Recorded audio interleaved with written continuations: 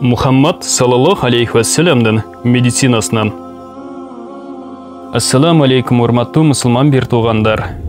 Бисмиллахиррахманиррахим. Бул чыгарылышта биз пайгамбарыбыз саллаллаху алейхи ва саллям атын атаган дарлык каражаттар тууралуу кабар беребиз. Бүгүнкү чыгарылышта айва тууралуу маалыматтарды сунуш кылабыз.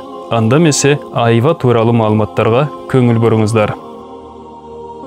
Таттуу айва муздак жана кургак сыпаттуу дарлык азык болуп эсептелет. Ал бир аз жумшак келип, ич өтүүнү токтотуучу сапатка да эгедир. Ал ашказан үчүн пайдалуу. Кычкыл даамдуу айва болсо, ич өтүүнү токтотууда кыйла күчтүү каражат болуп саналат. Ал таттуу айвага караганда муздагыраак жана кургагыраак. Айванын бардык түрлөрү чаңкоону жакшы кандырат. Көңүлдүн айлануусун, кускунун келүүсүн айыктырууга жардам берет. Заараны айдап чыгуучу сыпатка да ээ.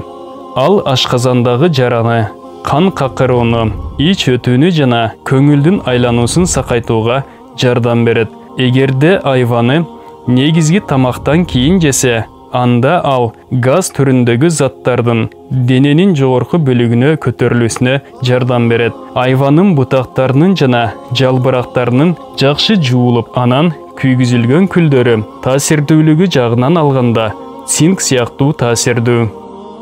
Эгерде айваны негизги тамакка чейин жесе, анда ал ич өтүүнү токтотуучу каражат катары пайда берет. Тамактан кийин ал чоң заара кылууну жумшартып, тамакты сиңирүүгө жардам берет. Айваны ашыкча жеп алуу нервтер үчүн зыяндуу. Иштин катып калып, сыздап оорусун пайда кылуусу ыктымал. Ошондой эле ашказандагы өттү жок кылууга да жардам берет. Кууруп бышырылган айва өз сыпаты боюнча жумшак болуп калат. Эгерде айванын сырткы кабыктарын сыйрып салып, ичине балдан шыкап, анан аны камырга ороп, ысык чокто кууруп бышырса, ал ден соолукка абдан пайдалуу болуп калат.